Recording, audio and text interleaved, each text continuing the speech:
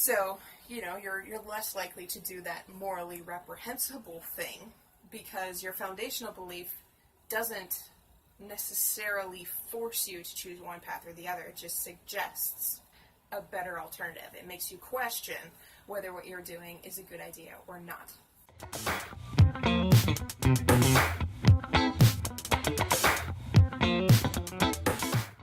Today I'm going to talk about foundational beliefs.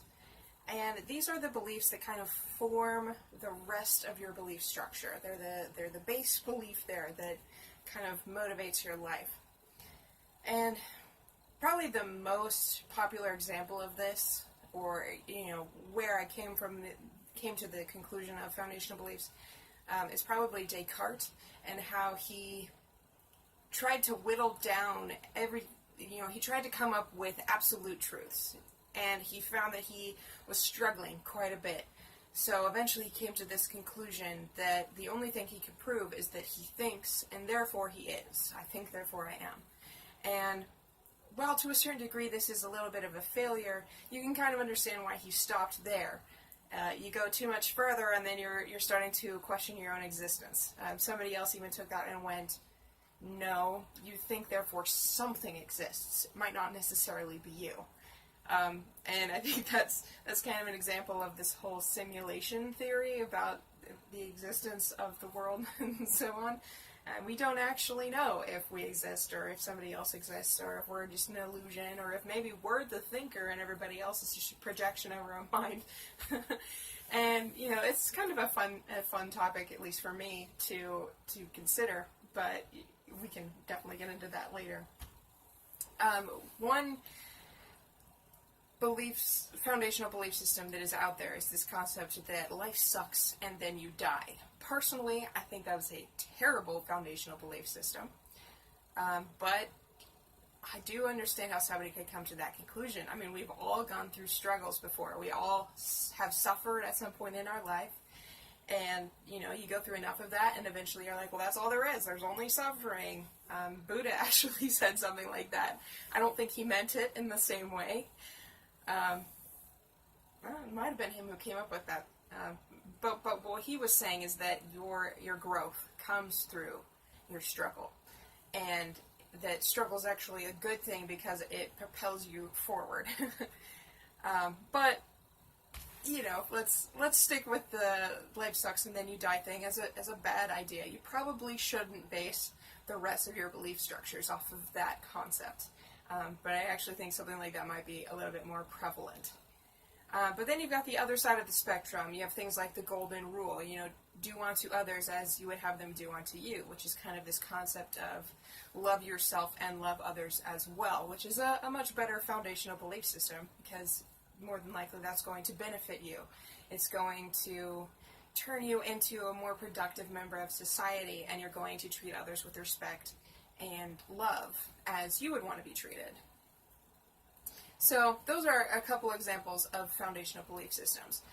And foundational belief systems often come down, in my perspective, to two different categories. You have the positive and you have the negative.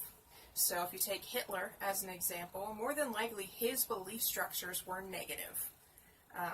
He drew his conclusions from his knowledge, and he came to the conclusion that maybe life isn't exactly valuable, and therefore, you have to do your best to survive because life is a struggle, and you suffer. So do your best to mitigate the suffering, and you're doing okay. And we look back at his life and go, oh my gosh, that was a terrible event. What he did was horrific. And one of the worst memories we have as a society, as a globe. And then you've got, like scientists. Your average scientist is driven by a pursuit of knowledge. So even though they don't have maybe a specific belief system, they're going, I want to understand, I want to learn. There is more to learn. And maybe that's their belief structure. There's always more to learn, which is actually a pretty decent one in my eyes. That's pretty close to one of my foundational belief systems as well. So, I totally understand that one. But the thirst for knowledge is a search for understanding, which at its base is a loving act. You're trying to understand yourself and somebody else. You're trying to love and respect ideas, yourself, and others. So, positive foundational belief system. And we even have foundational belief systems on a larger scale as well, like as a society, as a country, and as a world. In the United States, you have the Constitution, and one of the first few lines there is, there are 3 unalienable rights to life, liberty, and the pursuit of happiness. That is a foundational belief.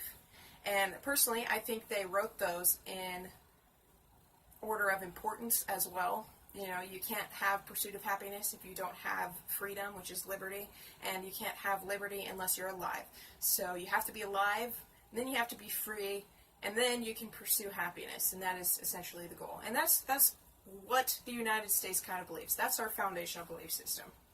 And you could say that that belief system is derived from religion, but it's less so than, say, other countries where, their society is still primarily driven by their religious beliefs. So their foundational belief systems come from their religious background.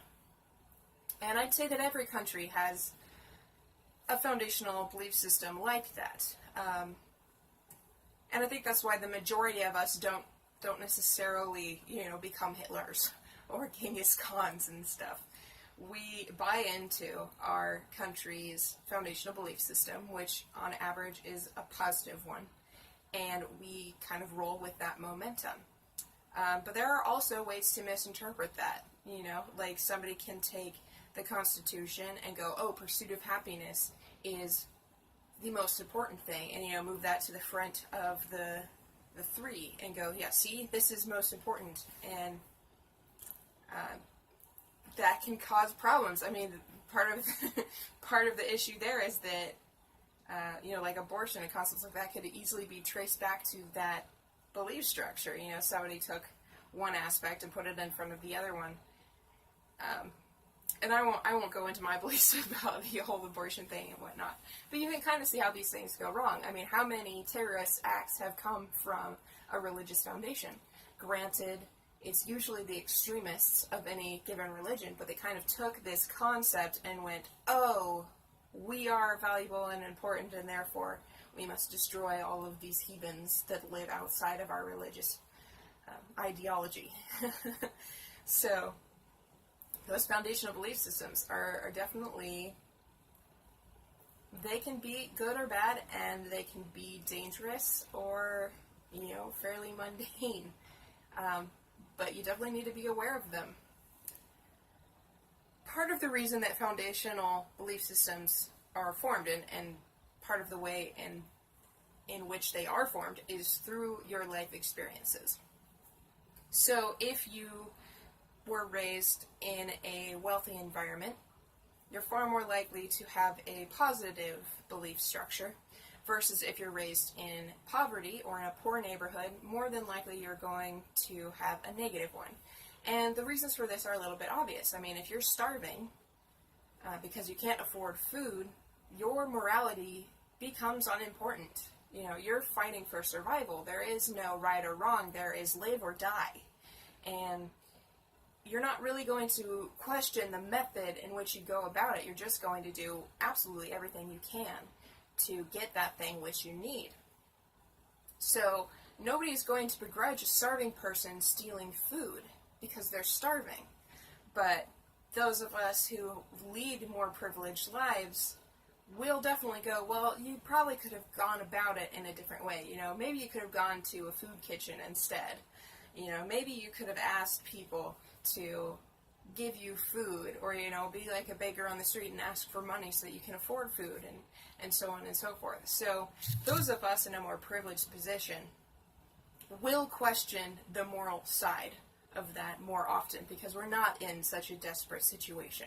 We're not fighting for survival. So then we start to go for, well, since we don't have this struggle anymore, let's talk a little bit more about this one. It's kind of that Maslow's law of needs, or whatever.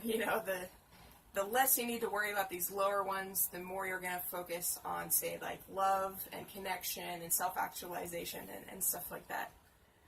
But when you are in a desperate situation, more than likely you're going to tend towards the example of life sucks and then you die.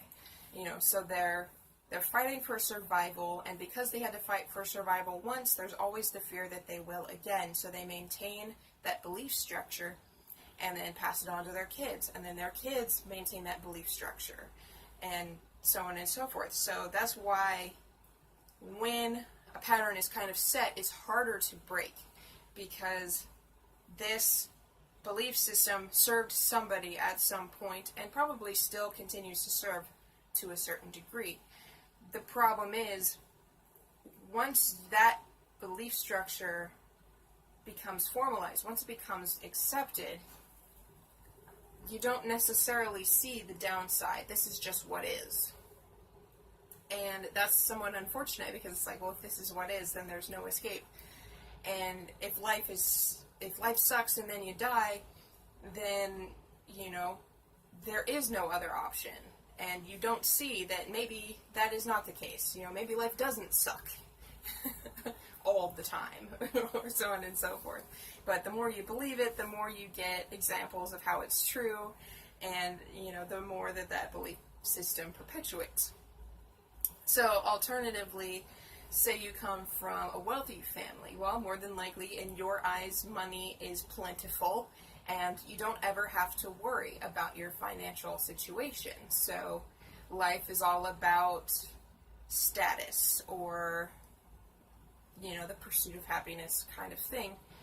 And you're going to question other people's belief structures, and you're going to try to find your place, because you don't have this struggle that so many people have. So you have to find your purpose in some other way. And I'd say in most situations, wealthy families have positive foundational beliefs, which is why wealthy tend to stay wealthy.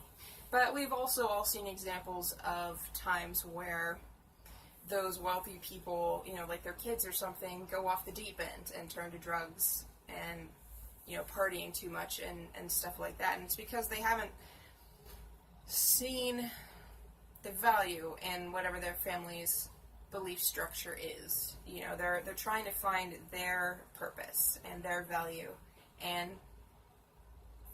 that's not always the easiest thing to do. And because they have so much time and they don't have something else diverting their attention, they're confronted by these philosophical questions much earlier, which isn't necessarily a good thing. I mean, it's not a bad thing either, but it can be a struggle. At this point, I at least hope you kind of understand a little bit about foundational belief systems, and more than likely you can kind of guess what direction I would like you to choose when it comes to foundational belief systems. More than likely, it is a better idea to shoot for happiness than to shoot yourself in the foot and claim that life is horrible and that nothing will ever change and that you're stuck and life is going to suck and then you die. And you probably even want that too. You probably don't want to be stuck with this foundational belief that life sucks. It's not a fun belief system. And you're like, well, what's the point of life if I can't escape this horrible situation? And, you probably won't commit suicide because you're dealing with survival and that's your primary focus right now. But it's not a fun belief system to live with, and it's not one that you want. But then, of course, there's the question of, well, what exactly am I supposed to do about it? And that is definitely a hard question to answer. I'm going to help you try to get through it a little bit, but I've definitely gone on for a while with this video. So I'm going to kind of leave you with my foundational belief system. And I did a process similar to Descartes, where I tried to narrow down what I understood to, what seemed absolutely correct to me. And as I was raised in a religious family, it made a lot of sense for me to work in that structure. So the conclusion I came to is that what I know about God is this one thing. And I didn't want to make it more complicated than this, because then I got in my own way and became more confused. So the belief structure that I decided to use as my foundational belief is that God is love. And if you're an atheist, you can totally replace the word God with life or the universe. That is entirely up to you. It should work okay that way. But when I came up with that conclusion, it kind of went along this line. If God is love, and religion tells us that we aspire toward God, that means we aspire toward love. And I don't know of a single religious person that would disagree with that statement, that God is love. It's literally written in the Bible.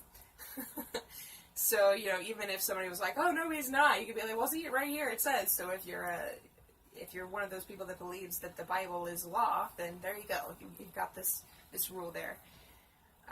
But I found that by taking that really simple belief, all I have to do to start acting on it and to start cementing that as my foundational belief was ask, well, is this loving behavior? Is what I'm doing loving behavior? And that means even thoughts that I'm thinking to myself. Is that loving to me? Is me doubting my value a loving act? No, it's not. Is me arguing with somebody else and trying to put them down a loving act? No, it's not. And that has really helped. I mean, I came up with this belief system, and then I went, okay, so now I know how to act on it. Now I know how to start cementing this as a foundational belief. And I started doing that by questioning my own behavior and saying, is this in keeping with the foundational belief I want to hold? So, I would encourage you to take this idea or something similar and just experiment a little bit with it. This one is a really good one because it is actionable. You can literally ask that question. Is what I'm doing loving right now? Is this what I aspire to be? Is this love? And that can help you really move forward.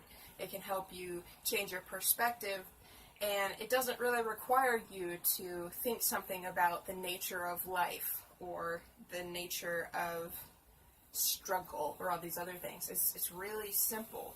So even in a desperate situation, you can go, well, is this love? And instead of stealing the food, you can go up to the store owner and be like, I am so hungry. Would you please give me something to eat? So, you're less likely to do that morally reprehensible thing because your foundational belief doesn't necessarily force you to choose one path or the other. It just suggests a better alternative. It makes you question whether what you're doing is a good idea or not. So, I definitely recommend taking that foundational belief system and trying to implement it a little bit. Start questioning your own behavior and asking if it aligns with that belief structure. But that's everything that I have for you right now. I don't want to overload you, and I very well might have done so already. So if I have, leave a comment below and be like, whoa, Allie, you totally lost me. But I hope that you liked this video. I hope it helped. I hope that you definitely at least consider taking on a belief system like this and trying to shift your life a little bit more. And I hope that you will consider supporting me on Patreon with a $5 a month donation. As I work to create more and more videos like this, that is one way in which you can express to me that the content I am presenting is valuable and helpful to you. And it's one that I would greatly appreciate it because it's one that I value pretty highly as well. When somebody supports me financially, it feels like I'm really making a difference for their life, and that's largely because money is our society's way of proving value.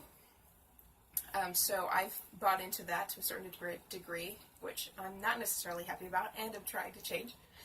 But that financial support, it really empowers somebody to move forward, and I would really appreciate it if you would consider supporting me in that way, showing me just how valuable you find this information.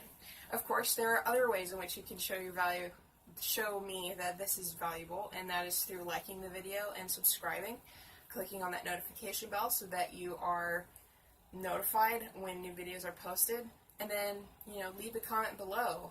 Tell me what you think about this, if it's helpful, let me know if this God is love foundational belief system is one that you would like to try to implement, or if you're thinking of another one that you would prefer, leave a comment below telling me what that is so that maybe other people can benefit from it as well. So, I will see you over on Patreon. Thank you so much for watching this video, and I will talk to you again soon. Bye.